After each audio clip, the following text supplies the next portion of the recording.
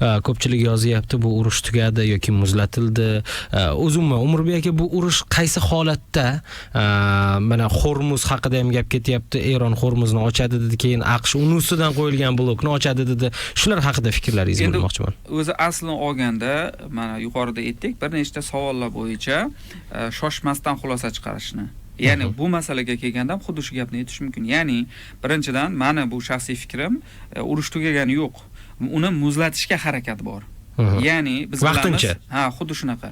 Ya'ni hozir tomonlar o'zlari ko'zlagan maqsadga erishgani yo'q deb hisoblayapti. Ayniqsa o'sha Isroil bilan Amerika Qo'shma Shtatlari tomonidan bu qilingan juda katta tikilgan garovga tikilgan urush bo'ldi-da, bu o'sha aytaylik bitta pokerdagi o'yin bo'ladigan bo'lsa, juda ko'p narsa tikilgan edi va o'sha tikilgan summadan bir necha barobar kam dividendli foyda olishdi-da. Ya'ni o'zlari xohlagan natijaga erisha olgani yo'q.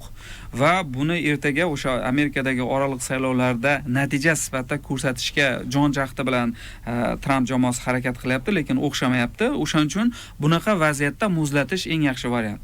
O'shaning uchun tomonlar bunga harakat qilyapti. Ko'proq o'sha esingizda bo'lsa, Eron tomoni 3 bosqichli kelishuvni taklif qilganda sulhni oldin endi aylanib, o'rgilib o'sha narsaga qaytilyapti. Ya'ni bir varaqli o'sha kelishuv vaqtinchalik kichkinagina o'sha kelishuv sulhi Eron aytgan 3 bosqichli sulhni birinchi bosqichini aynan o'zi desak mubolag'a bo'lmaydi-da. Ya'ni birinchi mana shu holatda hozir pauzaga kelaylik deganda-da, ya'ni qo'shinlarni to'xtataylik, urushlarni o'q otishni, birinchi o'q otishni to'xtataylik, talablarni o'rganaylik, o'rtaga qo'yaylik, mana kelinglar, og'ir mavzularni qo'ymaylik, yadro dasturi degan masalani qo'ymay turaylik, u bo'yicha moratoriy yoki mandat masalasini alohida gaplashib olamiz dedi. U bundan tashqarida hozir. Hozir undan tashqarida, hozir bir so'z bilan aytganda, hammasini keyinga qo'yib turaylik, qabiladagi kelishuv bo'lyapti-da. Ya'ni eng asosiysi hozir to'xtataylik, bu ikki tomonga ma'qul bo'lyapti, ya'ni to'xtataylik, pauzaga bosaylik. Bu muzlatish desangiz bo'ladi, o'shanga harakat.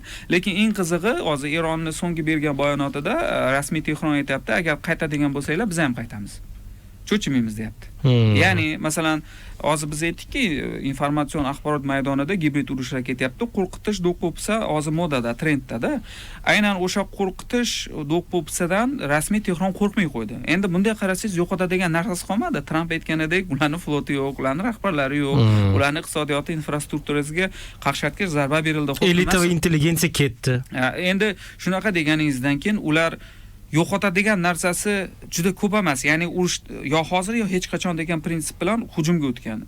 Endi eng qizig'i, mana eslasangiz agar, bu urush boshlanganda qaysidir tomon yutadi deb uverin edi-da, o'ziga ishongan edi. Masalan, Isroil Amerika bilan birgalikda qisqa vaqt ichida o'sha namoyishchilar fonida foydalanib yutamiz deganda, aksincha mana Kamala Harris ham aytayapti, bu o'yinda na Isroil, na AQSh, na Eron yutdi, balki Rossiya yutdi deyapti-da. Ya'ni tashqaridagilar ko'proq yutdi, biz emas degan mesej berilyapti-da. Haqiqatan ham bo'ylab tahlil qiladigan bo'lsangiz, ko'proq bu yerda kim urushda qatnashmagan bo'lsa, o'sha yutgan bo'lib chiqyapti-da.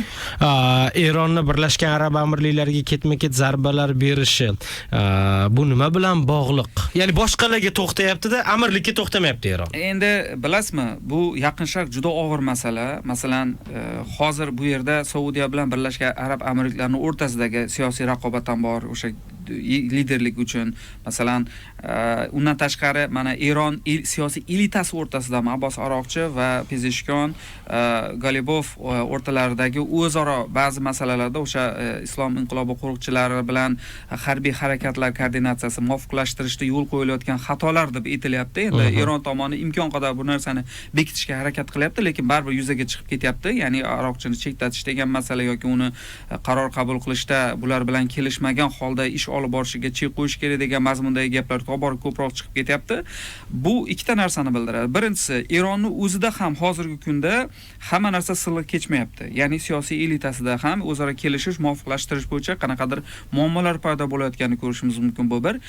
Ikkinchisi, Yaqin Sharqda arab davlatlarida ham kayfiyat yomonlashdi. Ya'ni mana Saudiya o'z bazalaridan foydalanishni cheklagan fonida boshqa arab davlatlari ham bu effekt domino sifatida bu tendensiyaga trendga qo'shila boshladi va bu yomon signal Amerika Qo'shma Shtatlari, Isroil uchun ham, lekin bu fonda Birlashgan Arab Amirliklarini Isroil bilan, Netanyahu bilan yoki uni rahbarlari o'rtasidagi suhbatlar yoki qanaqadir masalalarda o'zaro muvofiqlashuvni kuzatish nima deydi, arab davlatlarining o'rtasida birinchidan o'zaro muhitni yomonlashtiradi.